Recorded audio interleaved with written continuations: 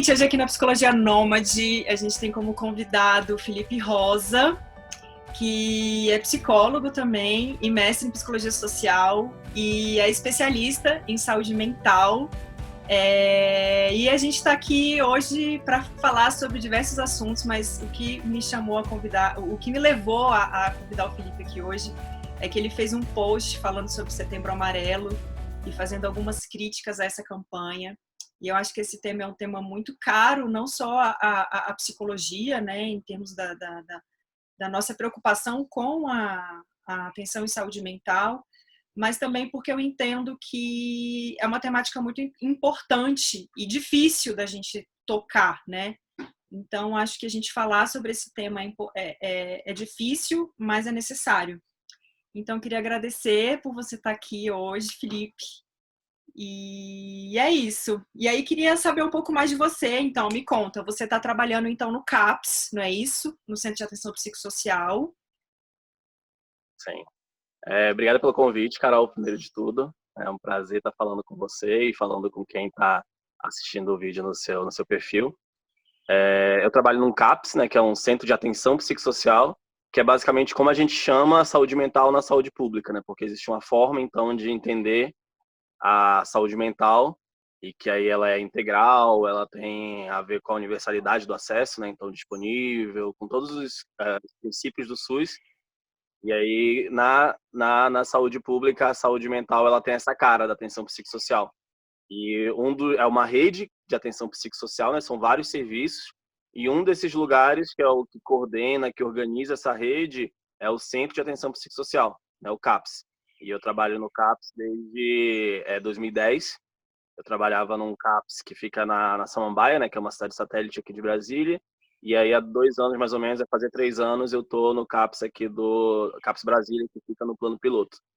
Então, a minha experiência em relação ao suicídio vem muito desse contexto, né, da saúde pública, do atendimento a pessoas em risco suicida, e nessa perspectiva que vem da atenção psicossocial, que é da autonomia mesmo dessas pessoas.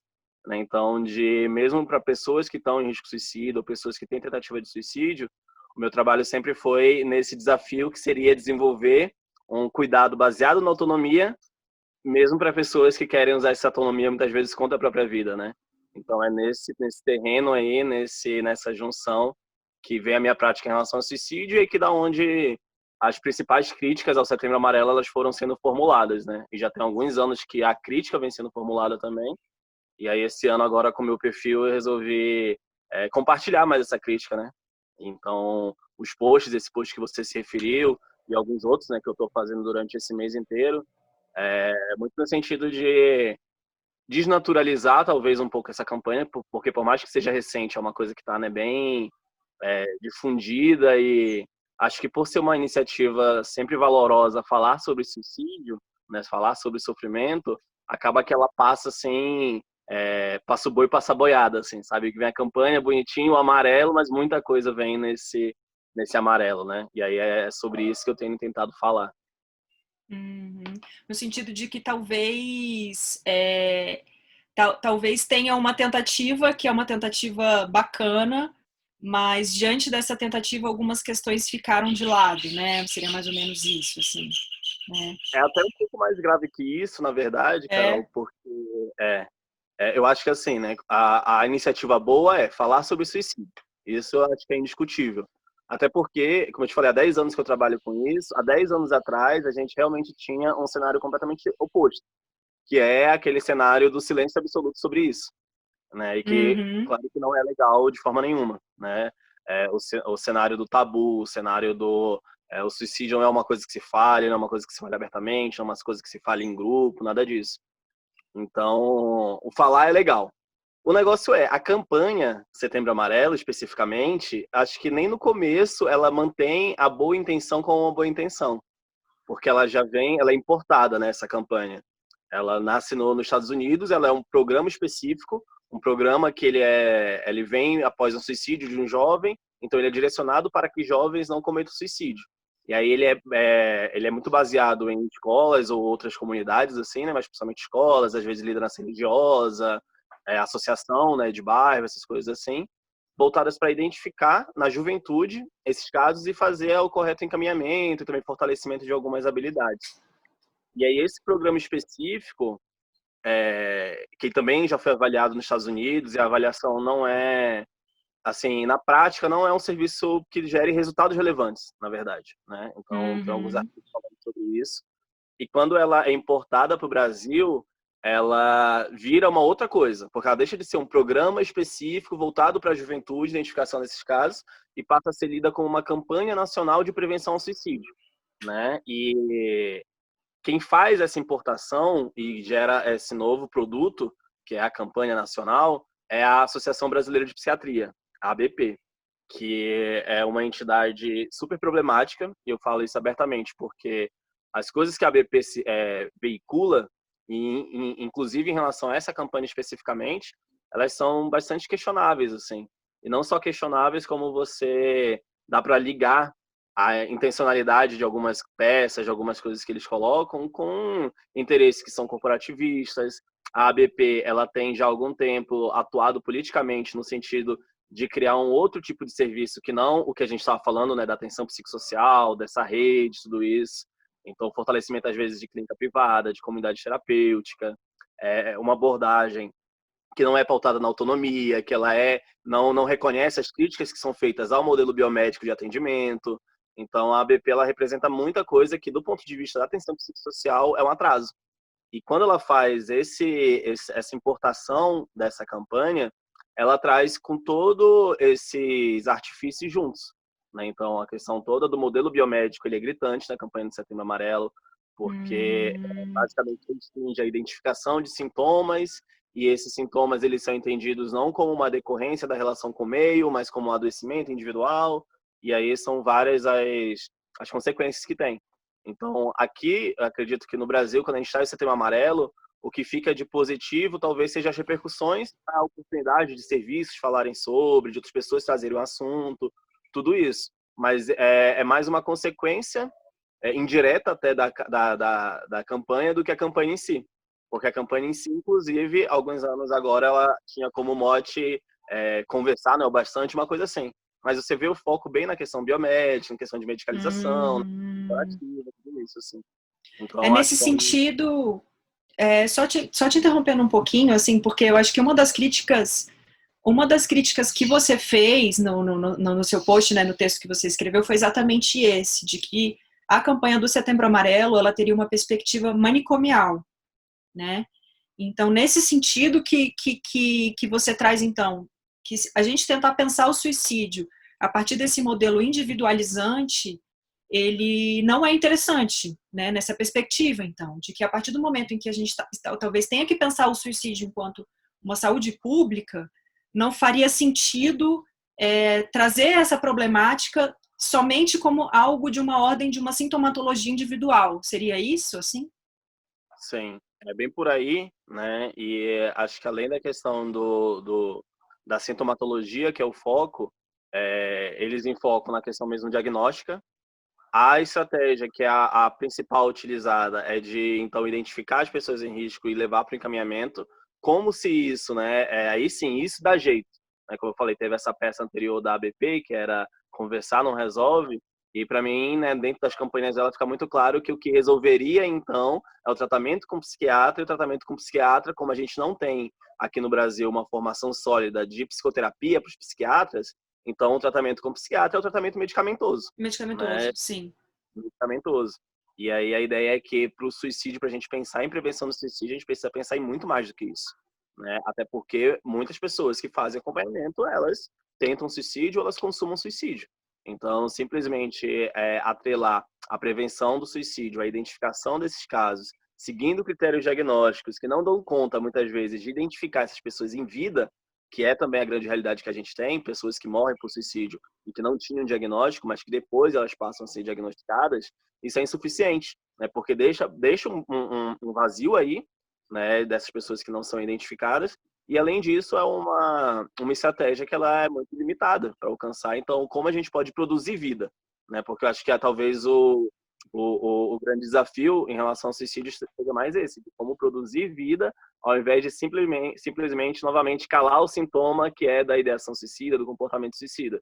E que, no meu entendimento, a campanha da BP vai muito nesse sentido, né? Então, a gente identificou um sintoma, a gente identificou uma ideação aqui, o que a gente faz é, de novo, colocar ela numa caixinha separada, que essa pessoa vai ser preparada para melhor lidar com a vida. Então, se você não gosta da sua vida, o problema é que você precisa aceitar ela, né? E que na psicologia eu acho que isso é discutido mais também. Nossa, é muito interessante essa perspectiva, porque de fato, e também eu acho que eu nunca tinha parado para pensar, eu acho que eu fiquei tão poliana, porque quando eu trabalhei com isso também, foi muitos anos atrás, né, ainda foi na graduação, eu fiquei presa a esse mote de 10 anos atrás, de que não se falava em suicídio, de que, inclusive, né, a gente não pode fazer a notificação, né, de casos de suicídio na mídia. Então, eu acho que eu fiquei um pouco atravessada pelo mote de que bom que estamos falando disso, e talvez deixei de olhar para outras questões, assim. Eu acho que eu fiquei muito atrelada ao que você traz, que de fato é positivo nessa campanha, que é você convida, então, profissionais de diversas áreas, né, do serviço social, da psicologia, da psiquiatria, da comunicação, a falarem sobre esse tema, mas parece que haveria, então, como isso é coordenado pela Associação de Psiquiatria, né, Brasileira de Psiquiatria, isso teria uma certa dominação de um paradigma, né? Seria Sim, e isso. tem também o professor Marcelo Tavares, né, que é professor da UNB, que estudou suicídio há algum tempo. Agora, esse ano, ele lançou com outras pessoas também, né, dentro da secretaria, uma nota técnica falando sobre o Setembro Amarelo. E uma coisa que é interessante que ele traz é que essa boa intenção de falar sobre suicídio, ao longo dos anos também, que eu acho, pela própria a forma como as pessoas conseguem lidar com esse fenômeno, né? Então é uma coisa muito difícil, é uma coisa que mobiliza a gente, né? É Sim. complicado. Então acaba que na hora de trazer, por boa intenção, acho que não é questionando isso, as pessoas trazem de uma forma bem tentando ser positivo e falar da questão da vida, só que isso muitas vezes afasta as pessoas. As principais pessoas que estão interessadas, na verdade, né? Porque quem tá bem vai ver, que legal, massa, essa iniciativa, sentir a simpatia, né? Ter essa conexão. Quem tá mal e vê assim, falando, não, vamos viver é importante, vai falar, tipo, não é, sabe, não é pra mim isso. Porque viver não é importante, né? Pra mim não é importante isso. Então acaba que muitas vezes o amarelo, o otimismo do amarelo, ele é contraproducente também, né? Porque de fato ele afasta ou não consegue chegar até as pessoas que estão realmente nesse lado mais dark, Sim. digamos, desse momento de vida, né? E que essas pessoas elas não vão se vincular porque as pessoas estão enaltecendo o lado bom da vida, né? E eu acho que acontece muitas vezes isso também. Acaba que o suicídio é difícil a gente entrar nessa profundeza mesmo, né? De ser um lado dark, né? Como eu tô falando, assim. Agora, então é difícil entrar nesse conteúdo, nesse teor, né? Nesse afeto. Então acaba que ele vira uma tentativa de ter uma outra vinculação, só que as pessoas precisam entrar nesse conteúdo, porque elas estão imersas nele, né? É o melhor, nem que elas precisam entrar, a gente precisa entrar também para falar com elas. Então, também tem um pouco desse outro lado do otimismo do amarelo, né? Que talvez não só ele não seja suficiente de alguma forma, mas até contraproducente para essas pessoas que são o principal alvo, né, da campanha, pelo menos que eu entendo, que é quem esteja mais em risco mesmo, assim. Sim. E assim, Felipe, como que é a sua visão? Aí a gente está tentando já pensar nessa perspectiva de quem estaria em crise, né? Hoje uma pessoa que está em crise no Brasil, né? Qual é a alternativa que essa pessoa tem? Que serviços que ela pode procurar? Tem o Centro de Valorização da Vida, né? Tem o próprio CAPS. Queria que se você pudesse assim falar um pouco para a gente assim. Quais serviços você entende que são bacanas? Qual a sua visão sobre tudo isso? Enfim. Legal. Uma coisa que a gente sempre trabalha com as pessoas que estão em crise é tentar bolar um plano de emergência, né? Quando a gente trabalha, eu falo assim, né? Partindo de uma ideia que a gente está trabalhando dentro da atenção psicossocial, seja no SUS ou fora, que eu tenho atendido também pessoas no particular, tentando fazer essa migração, né? Dos princípios da atenção psicossocial, que eu acho fantásticos mesmo, né? Porque são Sim, produtos de muita gente envolvida para criar, assim, né? E discutindo e pensando, é muito artigo. Então tem esse movimento de aproveitar esses princípios. E a gente sempre faz, né? É tentar, como é trabalhar a autonomia também da pessoa, fazer junto com ela um plano de segurança, digamos assim. E que aí a gente lista, ó, que alternativas a gente tem? Porque a ideia é que a gente dê conta, mas às vezes a gente não dá.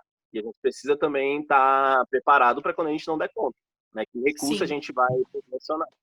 Então, você falou do Centro de Valorização da Vida, né, do CVV, ele sempre é um baita recurso, né? Para quem não conhece, então é uma linha direta e agora também funciona pela internet, né, para suporte. É um suporte especializado porque são voluntários treinados para isso, né? Não são profissionais de psicologia, nada disso, mas existe um treinamento já de muitos anos que eles fazem parte.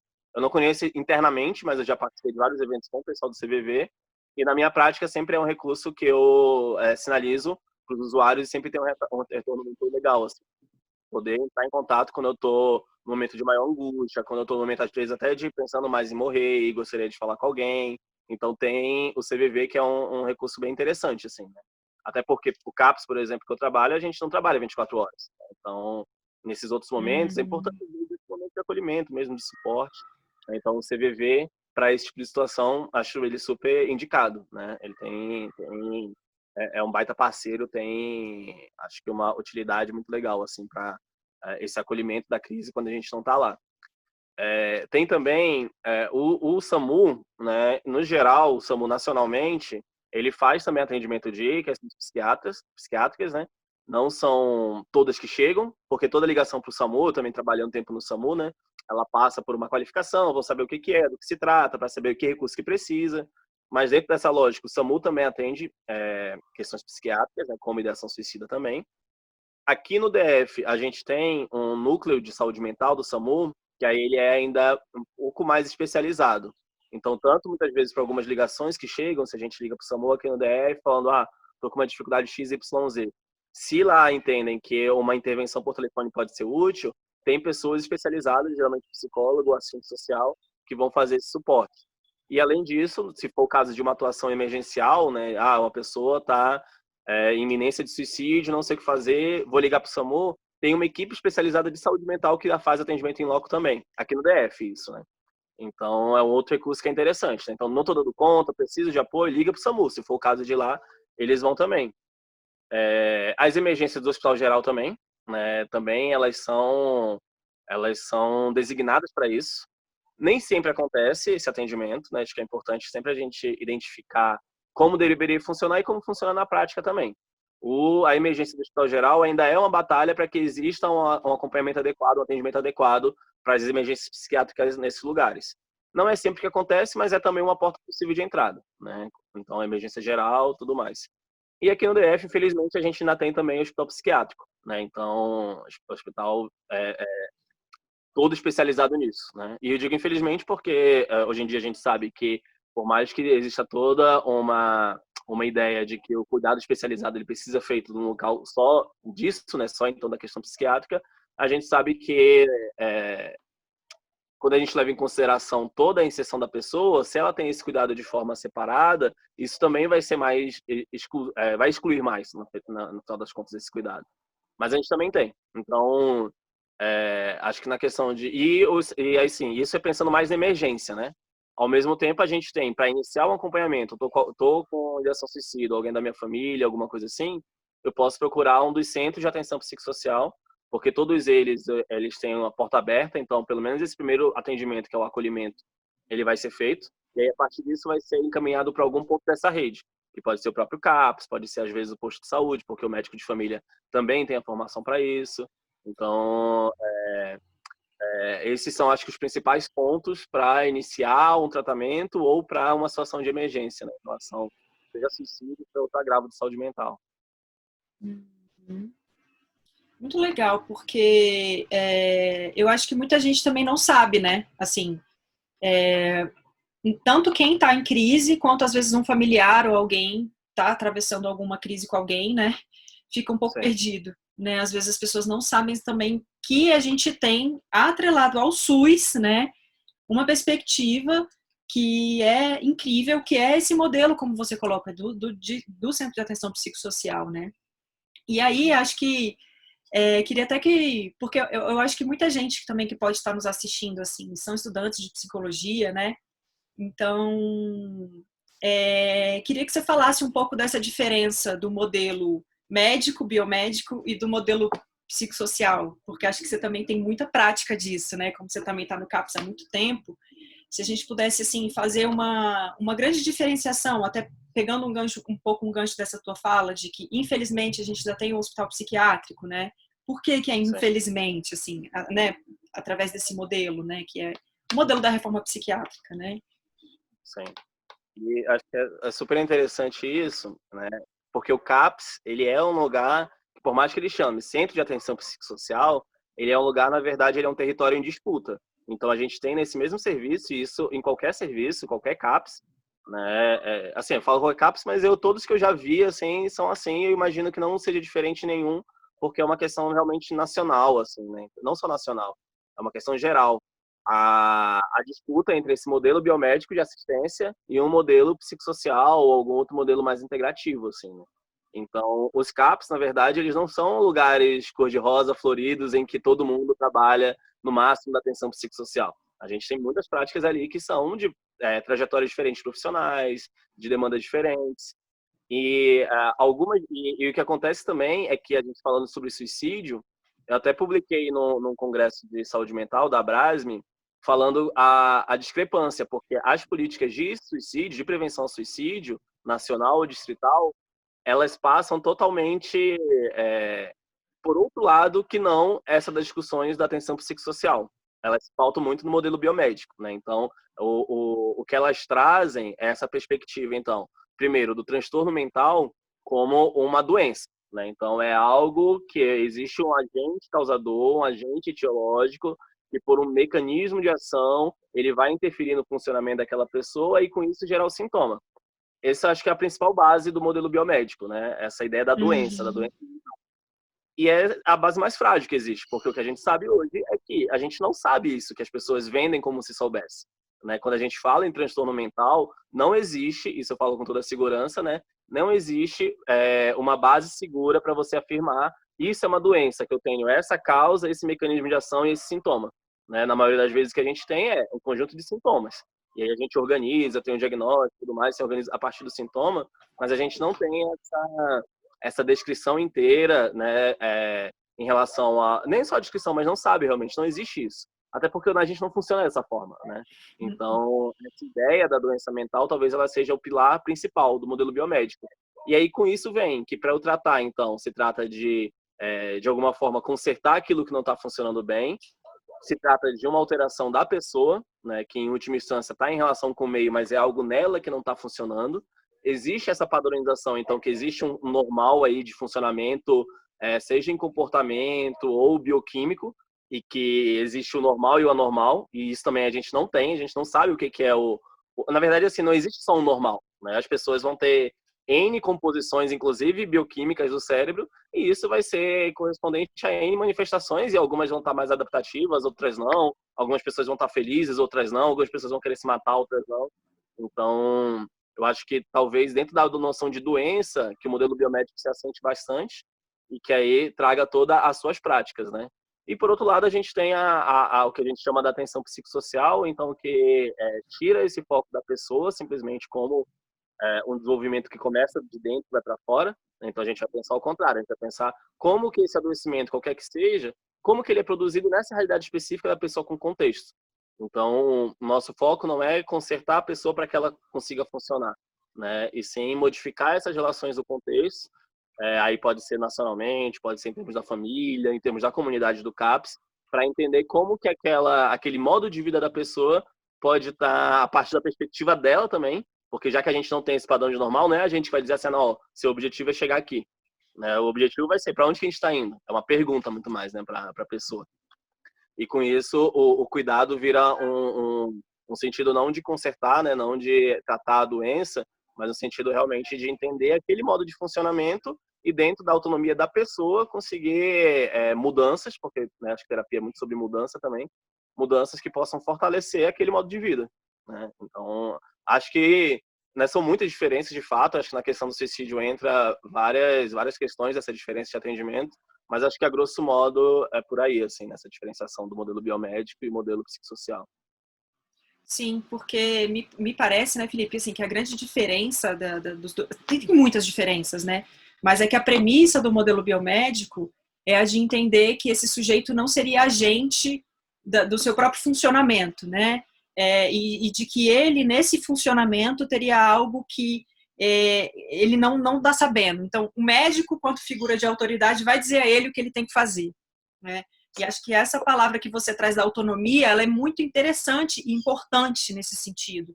Porque a partir do momento em que você, então, inclusive como psicólogo, né, aqui pensando já na nossa seara, se coloca ali numa outra posição com esse sujeito, você se coloca numa posição relacional. Esse sujeito, ele é agente, né?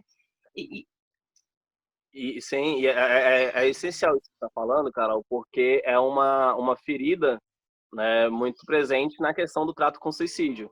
Porque acho que, não sei como que soa para você, mas eu acho que em uma primeira aproximação pode parecer um bocado contra-intuitivo, né? Como é que eu vou fortalecer a autonomia, trabalhar com a autonomia de uma pessoa que está querendo se matar, né? E essa resposta, talvez, na verdade, acho que essa pergunta nunca se colocou muito firmemente, né? Sempre se colocou da forma do salvador, né? Então, o profissional de saúde, ainda mais médico, né, que tem uma formação que é muito voltada para isso. Eu conversei agora recentemente numa live com um psiquiatra, também da atenção psicossocial, e a gente conversou um pouco sobre essas questões da formação do médico. Então, o médico no suicídio, muitas vezes, vai chegar como: eu vou salvar vidas, eu sou o salvador da pátria, e aí eu que vou, inclusive, ser responsável por salvar a vida dessa pessoa, mesmo que ela não queira, né? E eu acho que é um lugar hiper problemático, assim, sabe? Primeiro, assim, por N motivos, né? Então, a questão de desenvolver a autonomia, conseguir trabalhar com autonomia, eu acho crucial. Eu trabalhei, né, como eu te falei, assim, muito tempo com atendimento direto à questão de emergência por conta de suicídio. Porque quando eu cheguei no CAPS era uma demanda, as pessoas não se sentiam preparadas também, eu fui, né? Então, e muito nessa perspectiva, eu tinha uma formação em psicologia social muito forte, que me trazia muito esses aspectos, né, da autonomia, do questionamento da normalidade, de tudo isso. E eu fui fazer esse grupo com as pessoas. E hoje em dia eu sei que existe um compartilhamento de autonomia que não só ele é possível, mas que ele diferencia tudo. Porque entre eu pensar que para eu conseguir salvar uma pessoa, né, primeiro que eu já tiro essa ideia, né, mas que para eu conseguir, então, prevenir o suicídio, eu não vou ter só mecanismos que são de fora da pessoa. Porque o que a gente tem também hoje em dia o suicídio, ele continua sendo uma das justificativas para a internação psiquiátrica. E, né, acho que é importante frisar que eu trabalhei já no SAMU, trabalhei no CAPS muito tempo com intervenção em crise, com suicídio e tudo mais, e eu continuo numa posição muito clara para mim, que internação psiquiátrica não é um mecanismo de saúde, não é um mecanismo de cuidado. Eu, particularmente, assim, não consigo vislumbrar nenhuma situação em que a internação, de fato, ela seja o único caminho necessário, possível, para aquela crise que a pessoa está vivendo, mesmo a condição de suicídio. Então, o que a gente tem é que o suicídio, na verdade, ele é colocado como mais uma justificativa para minar a autonomia dessas pessoas e para a internação psiquiátrica. E o que eu tenho tentado desenvolver com as pessoas, geralmente, existe uma ambivalência da pessoa porque permite que ela esteja na minha frente, né, para se cuidar de alguma forma, mesmo que trazido por outra pessoa. E é a partir dessa ambivalência que a gente vai construindo uma autonomia para que eu não fique seguro simplesmente porque tem alguém vigiando, que é outra coisa que geralmente acontece, né? Você fala com um familiar e, não, você precisa vigiar a pessoa o tempo inteiro e não pode deixar ela fazer nada. E o que acontece? Se eu não desenvolvo autonomia com aquela pessoa, se o controle fica só externo, é muito menos segurança que eu tenho. Porque na hora que falha, e sempre vai falhar porque a gente é humano, né? Então, que falha esse controle externo, o risco é muito maior. Se a pessoa não tiver também esse desenvolvimento de uma proteção a partir dela mesma. Então, Sim, eu acho que essa discussão de autonomia em relação ao suicídio, ela é essencial, né? Porque sim. não só pela questão ética, humana que envolve, mas por uma questão muito prática, que é prevenir o suicídio. Se eu conto com a pessoa do meu lado, se eu construo essa ponte, eu tenho uma infinidade de recursos, muito mais do que eu teria se eu não tenho essa ponte, se eu considero essa pessoa só alguém nessa posição de paciente, né? Sobre a qual eu vou, sabe, gerar formulações, necessidades que são minhas, e aí eu coloco para a pessoa, e aí eu digo para ela o que ela tem que fazer, inclusive não se matar, sabe? É uma outra postura que, para mim, fica muito mais inseguro, né? Se uma pessoa sai do consultório, que eu atendi ela, e simplesmente porque eu falei que não poderia se matar, alguma coisa assim, né? O que não deveria, o que eu não gostaria, e que eu não desenvolvi isso com ela, eu não tenho nenhum tipo de... Certeza a gente nunca tem, mas não tem nenhum tipo de indício mesmo, né, para me sentir mais tranquilo. E aí, quando eu desenvolvo com essa pessoa, as pessoas falam, mas como é que eu vou saber se ela não vai se matar mesmo assim? Às vezes, sei lá, quando eu atendo uma pessoa e aí ela saiu, né, e eu não encaminhei pra internação, nada disso. Ou como a internação é ato médico, não, tipo, não fiz girar nesse sentido, né? E aí as pessoas perguntam, como é que eu sei que ela não vai se matar? Na verdade, a gente não sabe, né? Nem essa Não, pessoa e nem a outra. Só que com nenhuma essa eu outra. tenho muito mais indício para me fortalecer na minha decisão, né? Que é uma decisão técnica, em última instância. Porque o suicídio tem um aspecto, né, Felipe, assim, acho que já tivemos trabalhos de grandes sociólogos, né, inclusive o Durkheim aí, tentando fazer análise de covariância sociológica, tentando fazer no sentido de quais tipos ou quais características teríamos, tanto do ponto de vista sociais quanto aí psicológicas, né, já tivemos tentativas também, né, de trabalhos nesse sentido, se alguns diagnósticos tenderiam mais ou menos a cometer, né, o suicídio. E o suicídio, em termos estatísticos, ele é uma coisa completamente maluca, assim, não tem como você conseguir fazer covariância de nada com nada, né, assim. Então, isso que você coloca é muito interessante. E eu estava ouvindo você falar e me veio, assim, à cabeça um aspecto quando você fala desse lado dark, né, do suicídio, assim, no sentido de que a gente talvez esteja lidando com afetos que são afetos muito difíceis, afetos muito doloridos. E o professor Marcelo Tavares, ele tem um artigo em que ele discute isso, né, que ele fala dos afetos inomináveis, né, os afetos que não são nomeados, assim.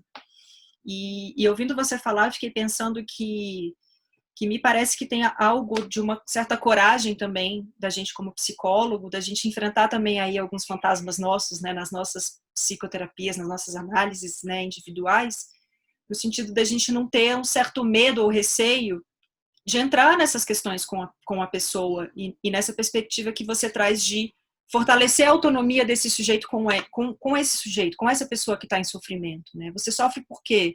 Vamos tentar dar nome a esse sofrimento, né? Porque parece que também tem um certo tabu. Não sei como que você percebe isso, assim. Mas se a Sim, gente não tem essa formação, eu acho que é muito difícil da gente também, como profissional, conseguir se colocar nessa posição que você está colocando, né? sim. Eu acho que porque a gente vem de fábrica, claro que não é de fábrica, né, mas dessa fábrica social, assim, já com várias tendências, vários direcionamentos, né, para tratar dessa questão. Além do tabu, né, essa coisa né, como é que eu vou salvar essa pessoa, essa ideia também de uma efetividade que a gente não tem como contar em nenhuma intervenção também assim, né, de que essa intervenção ela vai ser resolutiva e aí isso vai tirar de vez esse pensamento da cabeça da pessoa. Isso é irreal a gente esperar isso, né? Mas de alguma forma a gente espera, né? É o que a gente vem esperando muitas vezes assim para tratar com as pessoas em risco suicida, né? De alguma forma é também uma certa cura, né, do pensamento suicida. E o que eu lembro muito desse percurso assim, sabe, Carol? Porque quando eu cheguei, eu fui trabalhar com um grupo em risco, né, de suicídio. Era um grupo para intervenção em crise. E muitas pessoas, eu lembro que aí acabou que eu, em vários congressos, vários eventos eu divulguei, falei sobre esse grupo, aprendi muito com ele. E as pessoas sempre traziam essa dimensão da coragem. Falaram assim, nossa, mas como que você é corajoso dessa iniciativa e tal. E eu entendi, eu entendo, e até hoje, inclusive, eu consigo entender mais ainda essa fala, né, da coragem, mas ao mesmo tempo, para mim, sempre teve um estranhamento essa fala da coragem, porque para mim sempre foi fortalecer muito mais os recursos que eu tinha. Para mim, eu seria mais corajoso de alguma forma se eu estivesse tratando a questão do suicídio de um outro jeito que não esse, porque esse me dava muita segurança. Que é a questão de compartilhar o cuidado com as pessoas, de investir na autonomia, sabe? Então, foram saídas que foram se abrindo para mim, para lidar com o suicídio, muito dessa convivência com as pessoas mesmo, com as pessoas. Então, acho que existe uma coragem e, sobretudo, da gente perceber que o que nos fortalece é um outro caminho que não esse caminho do seu todo-poderoso que vai dar conta de salvar alguém, né, do suicídio. Esse caminho ele é terrível e eu acho que, felizmente, eu nunca tive um paciente que foram muitos anos trabalhando com esse grupo, mas eu nunca tive um paciente que tenha cometido suicídio, né, enquanto a gente estava tal. E eu fico pensando como que esse coisa da salvação, ele é prejudicial para o profissional também. Porque se a gente entende, né, que a gente está fazendo alguma coisa ali, que é salvar a vida de alguém, e que a nossa intervenção ela tem esse peso e essa responsabilidade, né, sozinhos, isolados do resto, quando acontece uma situação dessa, eu acho que é muito difícil a gente querer depois trabalhar o profissional para aquele tipo, sabe? Do tipo, todo movimento que é feito, né, de acolhimento da pessoa, de conseguir entender que ela fez o possível, tudo isso acho que pode ser feito, claro, em qualquer momento. Mas se a gente tem do início uma construção que envolve esse salvamento, tudo isso, né, fica muito mais difícil que seja efetivo esse acolhimento da pessoa que perde alguém por suicídio, né? Porque ela desde antes já estava se colocando numa posição muito difícil de sustentar, né? Então, Sim. essa possibilidade de estar em contato com o suicídio é sempre também um convite para essa humildade, né? No sentido de você vai estar ali fazendo o que você dá conta como profissional, não deixe de ser uma profissão, porque também tem aqueles vários tipos da virtude, da paciência e sabe, a coisa assim, tipo, ai, que ser humano legal que você tá acompanhando as pessoas com suicídio. E por mais que seja bem intencionado muitas vezes esse discurso, mas ele esquece que é também uma prática profissional, assim, sabe? Eu acho que é Sim. importante lembrar disso. Não para afastar do usuário, mas para se colocar num lugar muito humano, né? Muito humano, profissional, inserido socialmente, tudo isso para lidar com suicídio mesmo. Nossa, muito legal tudo isso que você traz, assim, acho que é uma visão muito interessante e ouvindo você falar, né, Felipe, acho que esse é um grande desafio.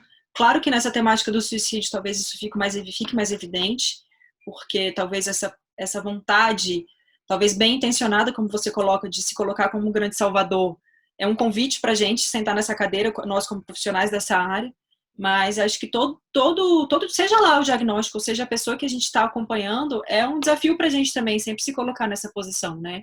De que não necessariamente nós somos os salvadores da pátria daquele sujeito que está ali em sofrimento psíquico, né? Sim.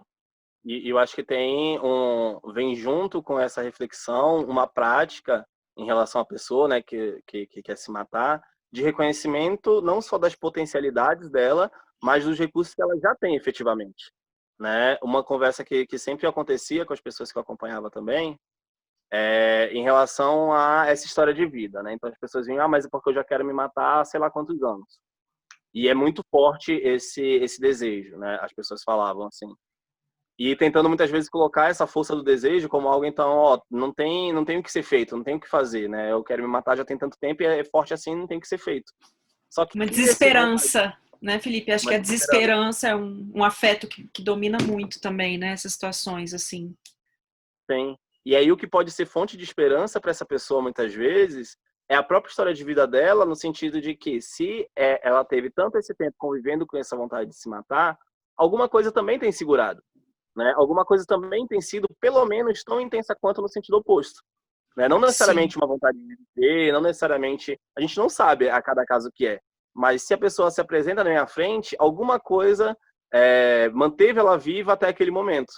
E aí eu acho que esse reconhecimento de que talvez a resposta não seja simplesmente a minha atuação, mas a minha atuação seja de identificar o que já faz parte do repertório dela muitas vezes e potencializar, é também uma outra porta que se abre. Seja para a questão da autonomia, como a gente está falando, para a questão da humildade, que a gente está falando também, para a própria questão dos recursos disponíveis para as pessoas, né, nessa ideia então de que não vou ser eu que vou oferecer um recurso para ela, mas identificar o que já faz parte da vida dela. E talvez a gente pensando numa campanha geral, isso faça mais sentido do que a questão de achar que a gente vai conseguir encaminhar todo mundo para psicólogo e psiquiatra, porque a gente não vai, né? A nossa assistência, inclusive, ela é limitada, ela né, assim, as pessoas em termos de população geral, a gente chega, eu não tenho esse número, mas é um número ínfimo, né, das pessoas que de fato fazem Sim. acompanhamento.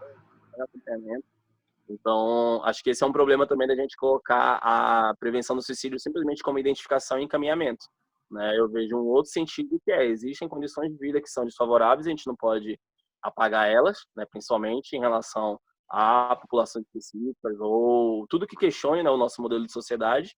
E por outro lado, essas pessoas elas têm dado lições de vida também, né? Até porque se a gente quer aprender a sobreviver nesse sistema, a gente tem muita lição a aprender com quem está sendo mais massacrado, né? E quem vai ser mais massacrado nesse sistema é quem mais fuja a todas essas normas, né? Seja a questão da norma da branquitude, seja a questão da norma do cisgênero, seja a questão da norma binária, seja, sabe, a patriarcado de forma geral, não só com a heteronorma, mas a própria misoginia, tudo isso.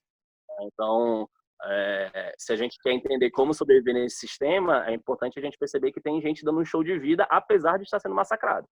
Então, para mim, acho que vai um pouco mais nesse sentido, né, do reconhecimento também. Nossa, que bonito isso que você falou, gente. Muito incrível.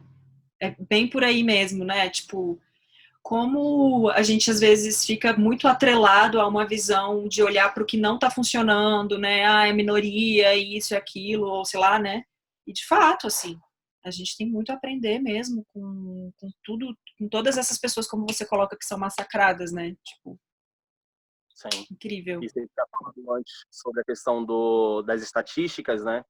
E aí essa é uma outra forma também que é bastante questionável, não só da campanha, mas de como a gente tem tratado o suicídio. Porque existe, até postei esses dias também, né? Existe uma estatística que é até nos Estados Unidos o pessoal coloca que é a estatística dos 90%, né?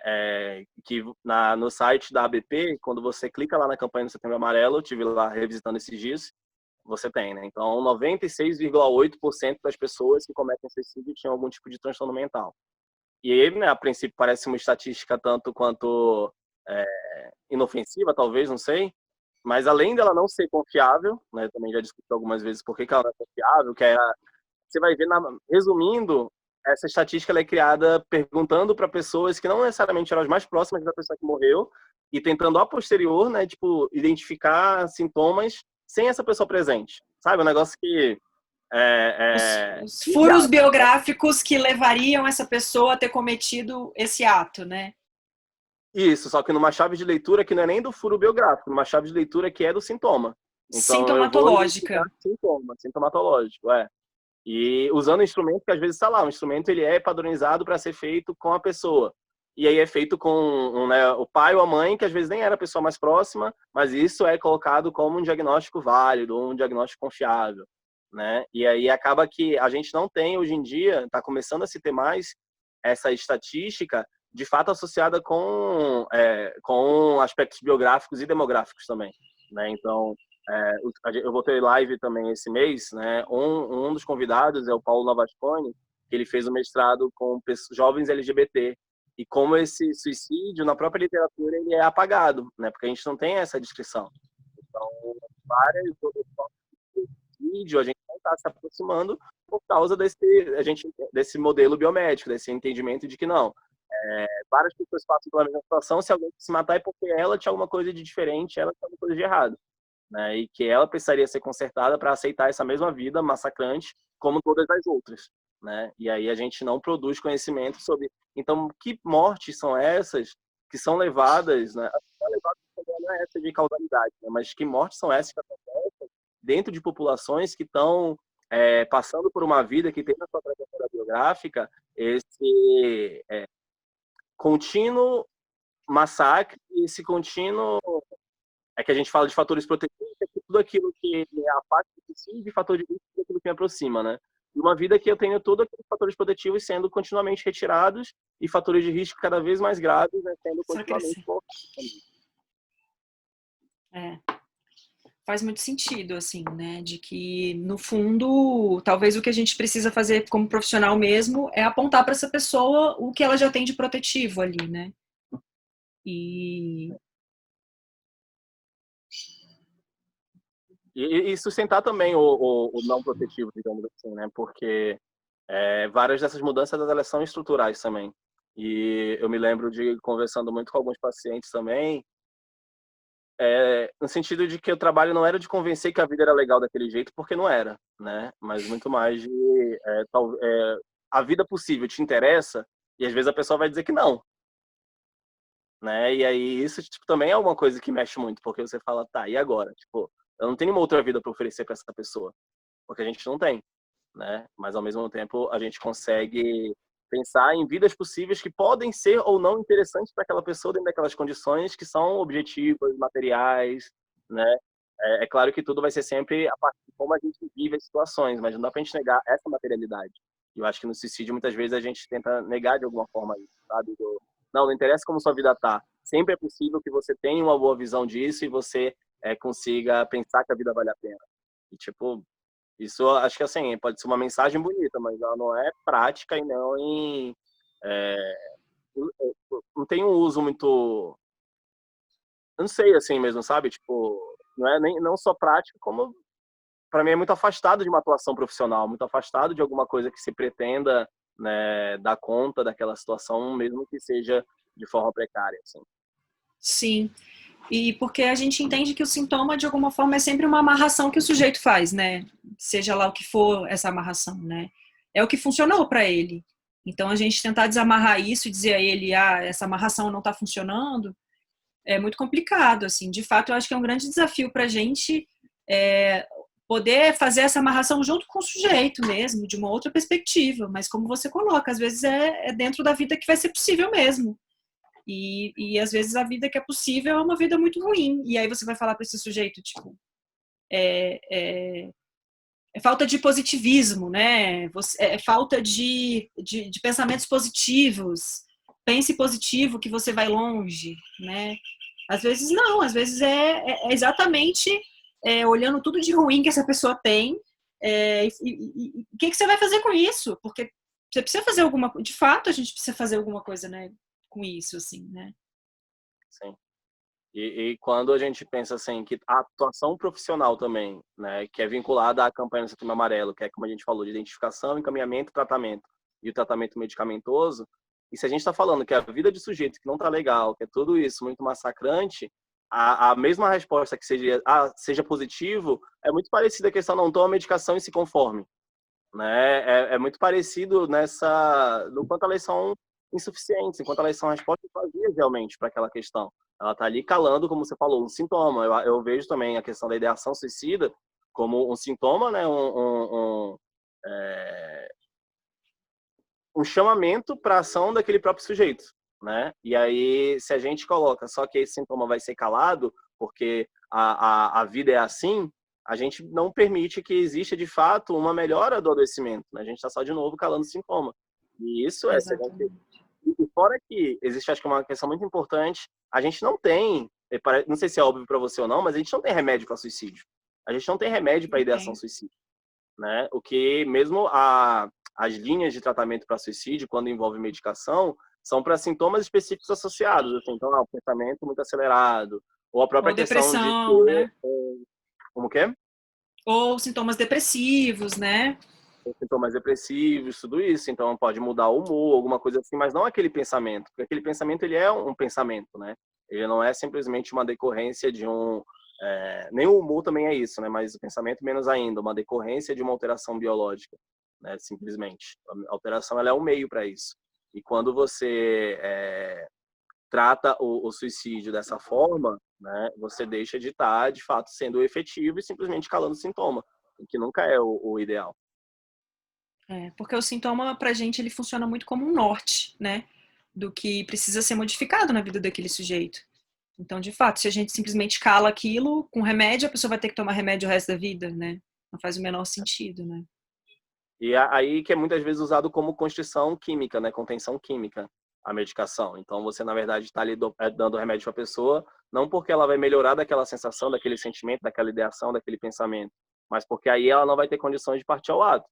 É uma medida, mas é muito, acho que é importante que fique claro, quando a gente está contendo uma pessoa por via medicamentosa, por via química, e quando de fato a gente está tratando, né? Sim, são fenômenos diferentes, né? Felipe, nossa, muito obrigada. Foi tipo uma aula.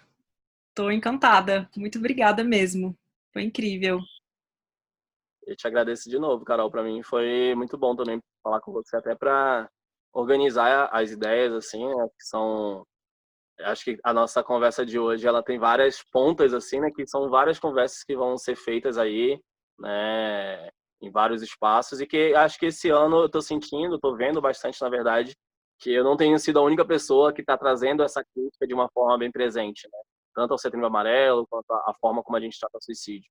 Acho que outras vozes, elas têm sido muito presentes nesse debate, acho que esse é o momento, de fato, né? E é sobre isso, assim, sabe? Acho que é mais do que apontar uma campanha como insuficiente, mas todo o discurso que ela traz de patologização, de medicalização, de individualização, né, de modelo biomédico, tudo isso que ela traz, eu acho que não está explícito muitas vezes e a gente acaba comprando, né, essa campanha e levando tudo junto, Então, às vezes, é importante a gente perceber assim, não, pera, onde tem essas armadilhas, assim? Porque para mim são armadilhas, assim, sabe? Que vem junto coloridas de amarelo.